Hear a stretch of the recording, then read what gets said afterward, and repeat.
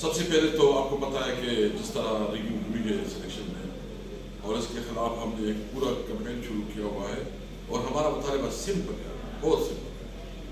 Form 45 کے مطابق جو نتائج جو اٹیسٹڈ رزلٹ ہے اس کے مطابق جو ہے نا جو کینڈیڈیٹ کامیاب ہے اس کی نوٹیفیکیشن کروائی جائے۔ سیکنڈ، جو الیکشن جو کمشنر نے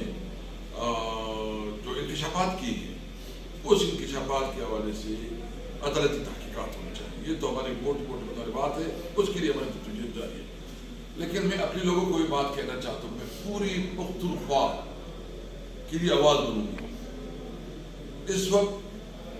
خیبر پختونخوا کی جو حقوق ہے، جو رائٹس کا، وہ اس وقت وفاق ادا نہیں کر رہی۔ یعنی جو کمٹمنٹ NFC ایوارڈ میں جو کمٹمنٹ کی گئی تھی ابھی تک اس کی پیمنٹ نہیں ہوئی۔ جو ہمارا نیٹ ہائیڈر پرافٹ کی جو آمدن ہے اس کی پیمنٹ نہیں ہو رہی۔ جو فاٹا مرجر کے حوالے سے جو کمٹمنٹ کی ہے، جو پرسنٹیج جو ڈیسیجن کیا گیا تھا اس کا بھی وہ بھی نہیں دیا جا رہا ہے۔ اس وقت صوبے کے پاس کچھ بھی نہیں ہے، اور خاص کر جو سی پیک میں ہمارا شیئر ہے، جو NFC میں ہمارا جو ڈیو رائٹس بنتے ہیں، انشاءاللہ تعالیٰ میں یہ اپنے لوگوں کو، خیبر پختونخوا کے جو ہمارے عوام ہیں جس نے ہمیں مینڈیٹ دیا ہے، صوبے میں بھی دیا ہے اور وفاق میں بھی دیا ہے، میں اس کو یقین دہانی کرتا ہوں کہ انشاءاللہ تعالیٰ ہم اس دفعہ KPK کے مسائل کا بھرپور آواز بنیں گے۔ وہ ہماری ریجنل کنیکٹیوٹی ہے، ہمارے بزنس، ہمارا کاروبار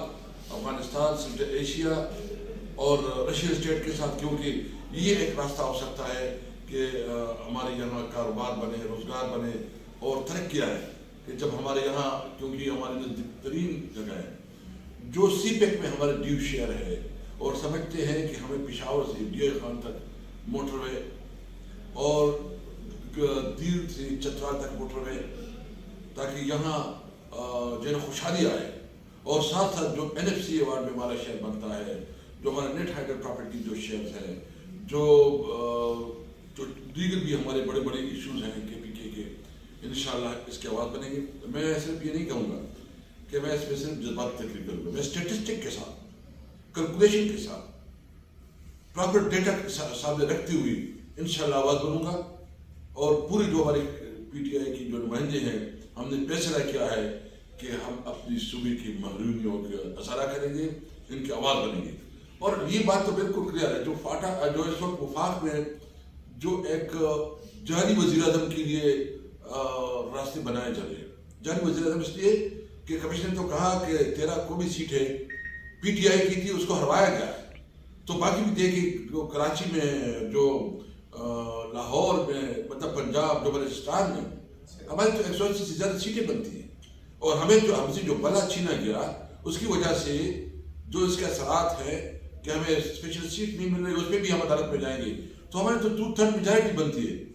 عوام نے مینڈیٹ ہمیں دیا ہے اور وزیر اعظم کوئی اور بنے گا، یہ کیسے ہوگا؟ لیکن ایک بات میں بالکل کلیئر کرنا چاہتا ہوں کہ ہم جنگ لڑیں گے، عوام میں بھی جائیں گے اور عدالتوں میں بھی جائیں گے،